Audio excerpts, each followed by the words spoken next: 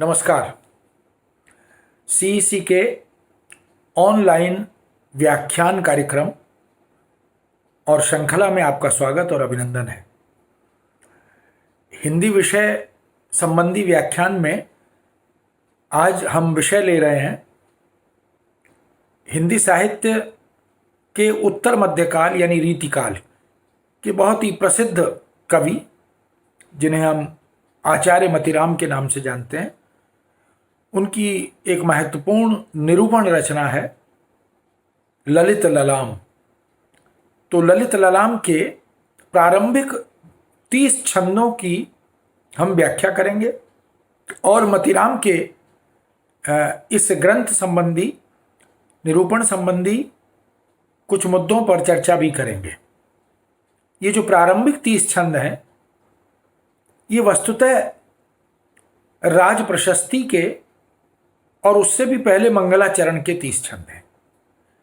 मंगलाचरण की एक सशक्त और सुदीर्घ परंपरा संस्कृत हिंदी में रही है। अपने आराध्य को कवि याद करता है, नमन करता है, वंदना करता है और याचना करता है कि उसकी यह रचना निर्विघ्न संपन्न हो, आद्योपांत कोई बाधा, कोई अवरोध ना आए। वो अपने इष्ट से यह भी कहता है कि मुझे शब्द दो, शब्दों की शक्ति दो, मेरी वाणी को निर्मल करो, ताकि मैं इस रचना का निर्विघ्न संपन्न होने का कार्य पूरा कर सकूं। और दूसरा प्रयोजन सामान्यतः रहता है कि वह अपने आराध्य से यह भी प्रार्थना करता है कि ये जो सांसारिक ऐहिक दैहिक भौतिक ताप है, इनसे मुक्ति हो। मेरी भव बाधा हरु राधा, नागरी सोई बिहारी ने यह दोहा लिखा भी है। तो मतीराम, जो कि रीतिकाल के आचार्य कवि हैं और विविधांग निरूपक आचार्य हैं, क्योंकि वहाँ कई प्रकार के आचार्यों का उल्लेख मिलता है, सर्वांग निरूपक, विविधांग निरूपक, एकांग निरूपक। विविध अंगों का, काव्य के विविध अंगों का निरूपण जिन कवियों ने किया, उन्हें विविधांग निरूपक आचार्य कहा गया। तो मतीराम उसी परंपरा में, आचार्य परंपरा में, निरूपक आचार्यों में जाने जाते हैं और अपनी कविता से, अपनी भाषा और शिल्प से वो अपनी एक विशिष्ट पहचान बनाते हैं। लक्षण, उदाहरण आदि उन्होंने अपनी रचनाओं में जहाँ आचार्यत्व कर्म को महत्व दिया, प्रमुखता दी, उसमें वह काव्यांगों के लक्षण देते हैं, जो कि दोहों में हैं अधिकांशतः, और फिर उनके उदाहरण देते हैं, जो कि सवैयों में, कवित्वों में हैं। ब्रजभाषा के प्रकांड विद्वान हैं मतीराम, और ऐसी मान्यता है कि मतीराम भूषण और चिंतामणि के भाई के रूप में जाने जाते हैं, लेकिन इसका कोई बहुत प्रामाणिक आधार हमें नहीं मिलता। उनकी कविता में, मतीराम के ग्रंथों में जो मुख्य प्रवृत्तियां हैं वह श्रृंगार है, जैसा कि रीतिकाल का कवि है, रीतिकाल को श्रृंगार काल भी कहा जाता है। राज प्रशस्ति है, राजा की प्रशस्ति, जिसके दरबार में कवि रहता है, उसके दानवीरता, युद्धवीरता, दयावीरता, धर्मपरायणता, उसकी प्रजा की सुख समृद्धि संपन्नता, राजवैभव, उसके राज्य में जो सौंदर्य है, प्राकृतिक सौंदर्य है, और जो तमाम तरह की सुविधाएं प्रजा को उपलब्ध कराई गई हैं, उनकी प्रशंसा करता है। वहाँ पर जो सौहार्द है, जो भाईचारा है, जो आत्मीयता है, उन सब का भी उल्लेख कवि करता है।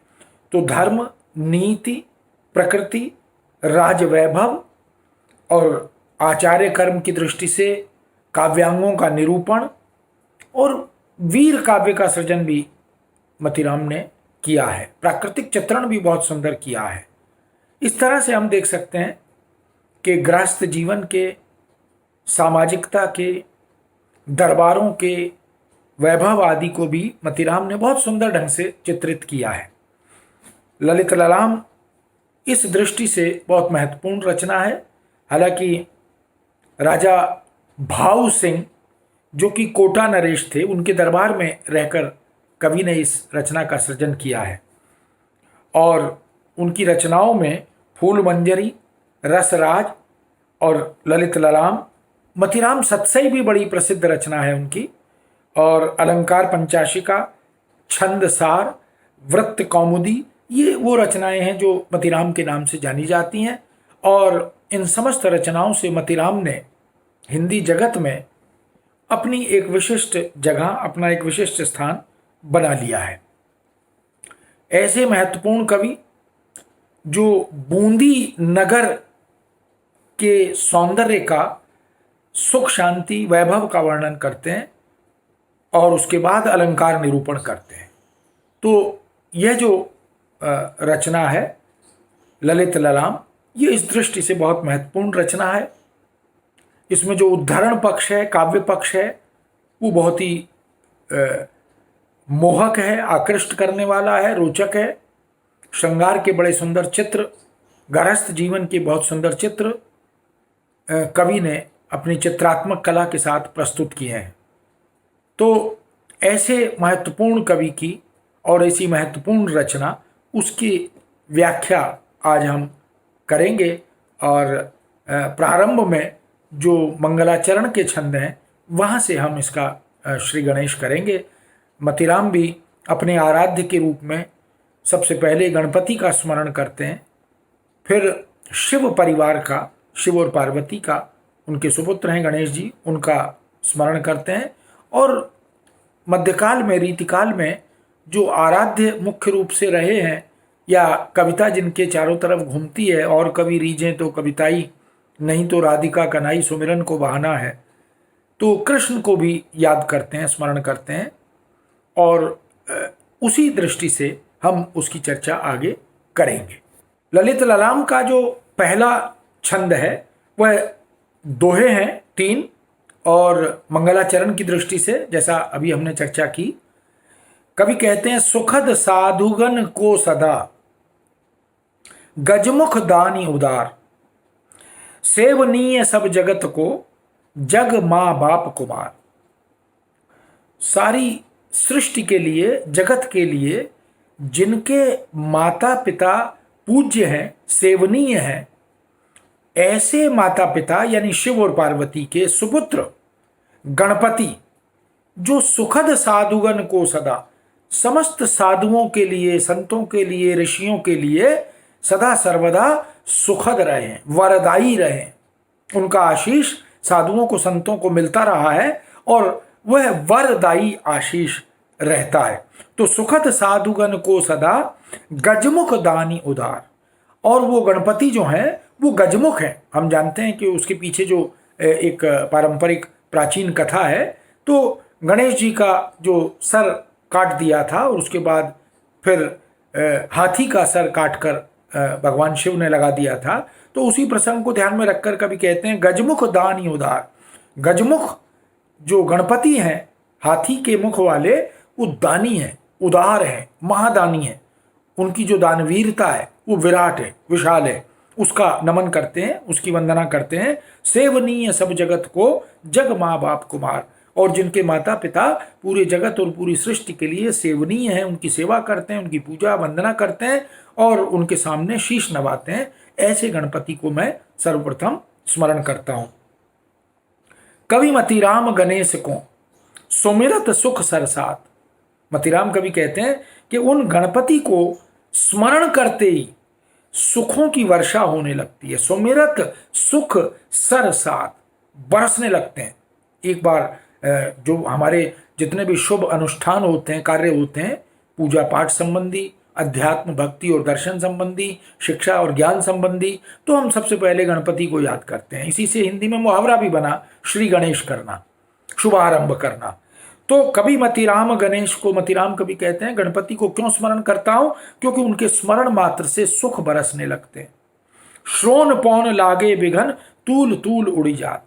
और जिनके कानों से वो जब कान हिला देते हैं, हाथी का जो मुख है और उसके जो कान हैं वो बहुत बड़े होते हैं, तो गजमुख हैं, इसलिए जब वो अपना कान मात्र हिला देते हैं तो उससे जो पवन प्रवाहित होती है, हवा बहती है, उससे संसार के सारे दुख सारे ताप तूल तूल करके उड़ जाते हैं। तूल तूल रुई के जैसे कतरे कतरे हो जाते हैं, कण कण हो जाते हैं, ऐसे तूल तूल उड़ी जाते। इस तरह संसार के जितने भी विघ्न हैं, बाधाएं हैं, और वैसे भी विघ्न विनाशक हैं, वैसे भी रिद्धि सिद्धि के दायक हैं, तो ऐसे गणपति को कभी याद करते हैं, स्मरण करते हैं, नमन करते हैं। मदरस मत्त मिलिंद गण, कान मुदित गणनाथ। और ऐसे गणपति जो गजमुख हैं, उनकी सूंड से मद की धारा बहती है। जो सशक्त हाथी होता है, ताकतवर हाथी होता है, उसकी सूंड से जो मद गिरता है निरंतर, वो बड़ा सुगंधित, बड़ा मोहक होता है। तो मदरस मत्त मिलिंद गण, वो मदमस्त हाथी वाले मुख से जो गणपति हैं, उनके मुख से, उनकी सूंड से जो मद गिरता है वो बड़ा सुगंधित होता है। उस पर मिलिंद गण, भंवरे जो हैं, वो मंडराते रहते हैं। गान मुदित गणनाथ, और भगवान शिव के जो गण हैं, वो भी वहां उनके साथ साथ विचरण करते हैं, आनंदित होते हैं, मुदित होते हैं। सुमिरत कवि मतिराम को रिद्धि सिद्धि निधि हाथ। मतिराम कवि कहते हैं, ऐसे गणपति का स्मरण मैं करता हूं जिनके स्मरण मात्र से रिद्धि और सिद्धि की प्राप्ति हो जाती है। हमने देखा होगा कि गणपति के जो चित्र होते हैं, जो प्रतिमाएं होती हैं, उनके दोनों हाथों में, एक हाथ में रिद्धि और एक हाथ में सिद्धि, ये दो देवियां हैं। रिद्धियों और सिद्धियों का भी हमारे यहाँ शास्त्र में उल्लेख किया गया। 9 निधियां इसका उल्लेख है, और 8 सिद्धियों की बात भी हमारे यहाँ शास्त्र में की गई है। अणिमा, गरिमा, महिमा आदि, ये सब सिद्धियां गिनवाई गई हैं। और फिर इसी तरह 9 निधियों में तमाम तरह की उल्लेख शास्त्र में किए गए। तो हम देख सकते हैं कि गणपति की वंदना कवि क्यों करता है, क्योंकि वो रिद्धि सिद्धि के दायक हैं और समस्त मनोकामनाओं की पूर्ति करते हैं। कार्य का शुभारंभ उनके नाम से होता है, और उनके स्मरण से सारे कार्य निर्विघ्न संपन्न होते हैं, और जो आपदाएं हैं, जो बाधाएं हैं, जो विघ्न हैं, वो दूर हो जाते हैं, क्योंकि गणपति समर्थ हैं, सक्षम हैं और अक्षय वट की तरह हैं। उनका वरदान जो है वो कभी खाली नहीं जाता, और उनकी जो कृपा है वो सदा सदैव बरसती रहती है। इसलिए मतिराम ने मंगलाचरण के जो प्रारंभिक 3 दोहे हमारे समक्ष रखे, उनमें गणेश जी का स्मरण किया, उनके सामने नमन करते हुए एक आशीष की कामना वो अपने इष्ट और आराध्य से उन्होंने की है। तो मित्रों, ये 3 दोहे हैं जो मंगलाचरण के हैं। और अब इसके बाद सवैया हमारे सामने आता है। सवैया अगला छंद है जिसमें मतिराम ने अपनी काव्य कला का परिचय हमें दिया। पार्वती के पयोधर के पै ज्योति जगे अति उज्ज्वल जो है, ईस के शीस शशि सुर सिंधु अमीजुत पावन पाप विमोह है। सिद्धि बधु कुछ मंडन को मतिराम मनोमुखता मन मोहे, साधुन को सुबसी कर तार करी मुख के कर सीकर सोहे। अंतिम पंक्ति में हम देखें कि कवि कहता है, साधुन को सुबसी कर तार। ये जो गणपति हैं, ये तो समस्त साधुओं, ऋषियों, मुनियों को सहज ही अपने वश में करने वाले हैं, उन पर कृपा करने वाले हैं। साधुन को, और साधुओं के वश में होने वाले हैं। जो साधु उन्हें स्मरण करते हैं, उनको याद करते हैं, गणपति तो हमेशा उनके वश में ही रहते हैं। ऐसे गणपति सुबसी करतार करी मुख के, ये जो गजमुख है, करी माने हाथी, गजमुख वाले, हाथी के मुख वाले, क्योंकि हाथी की जो मुख्य और प्रिय क्रीड़ा है वो जल क्रीड़ा है। वो अपनी सूंड में जल भरकर और जोर से ऊपर की तरफ उसको बिखेरता है, उछालता है। तो वो जो जलकण है, जब वो सूंड से अपनी जल राशि को बिखेरता है, उछालता है, तो मुखारबिंद पर जो जलकण रह जाते हैं वो कितने महत्वपूर्ण होते हैं, उसी को लेकर कवि कल्पना करता है। तो कल्पना की जो सुंदरता है वो वास्तव में प्रशंसनीय है। पार्वती के पयोधर के पे, माता पार्वती से दुग्ध पान करते हुए, उनके हृदय से लगकर जब गणपति, बाल गणपति दुग्ध पान करते हैं, तो जो दूध के कुछ कण हैं, वह कण ज्योति जगे। इस सृष्टि में ज्योति के कारक बनते हैं। इस संसार में जो कुछ आलोकित है, जो कुछ प्रकाशमान है, वो उस माता पार्वती के दुग्धपान से निकलने वाली दुग्ध कणों की ज्योति है, जो चारों तरफ फैली हुई है। और जगह अति उज्ज्वल, जो कुछ उज्ज्वल है, जो कि प्रकाशमान है, आलोकित है, वो सब उसी से है। ईश के शीश शशि सुर सिंधु, महादेव के सर पर जो चंद्रमा विराजित है, वह भी, उसकी जो द्युति और आलोक है, वह भी गणपति के इस जो जल कण है, सीकर है, उन्हीं का प्रताप है, उसी के कारण है। ईश के शीश शशि सुर सिंधु, और जो भगवान शिव के मस्तक से निकलने वाली देव नदी है गंगा, उसका जो औज्ज्वल्य है, उसकी जो निष्पाप भावना है, वह भी इसी जलकणों की देन है।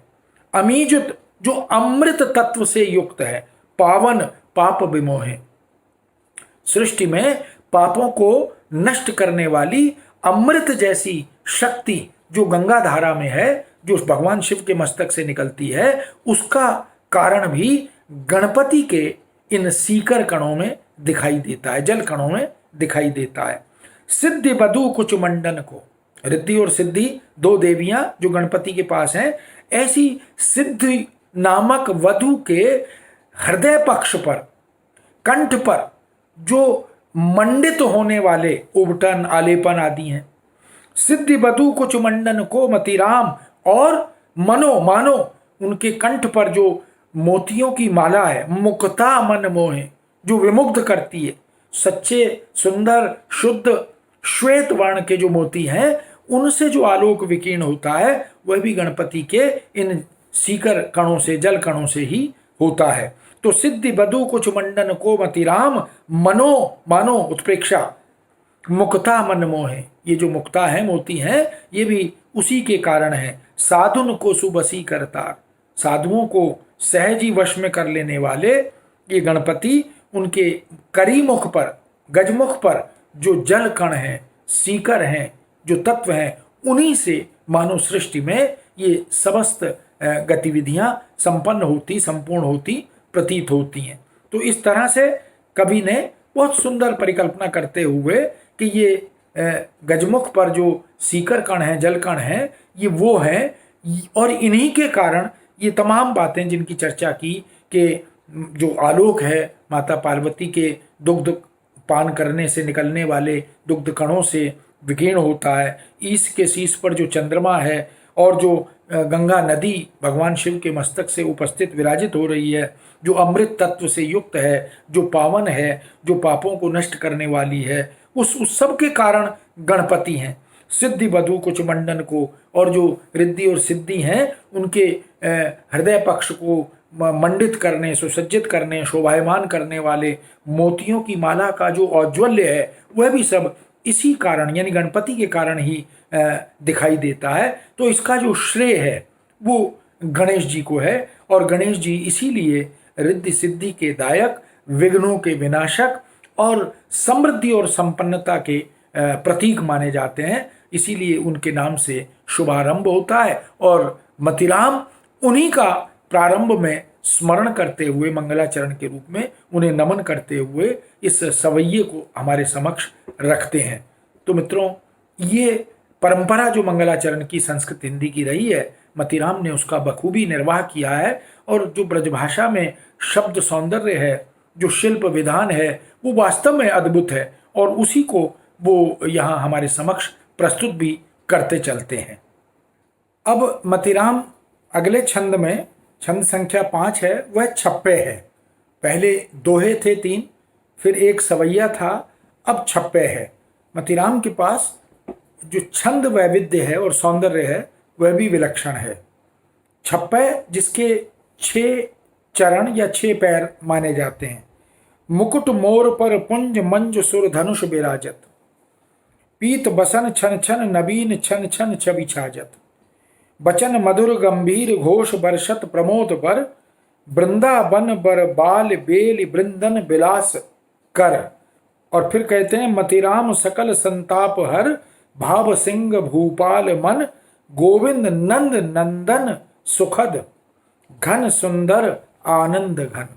तो जो मध्यकाल के मुख्य आराध्य उत्तर मध्यकाल में विशेष रूप से कृष्ण रहे हैं, सभी कवियों ने कृष्ण भक्ति के माध्यम से या कृष्ण को अवलंब बनाकर, आधार बनाकर कविता की है। इसीलिए और कवि रीझें तो कविताई, नहीं तो राधिका कनाई सुमिरन को बहाना है, यह भिखारीदास ने, आचार्य भिखारीदास ने कहा भी।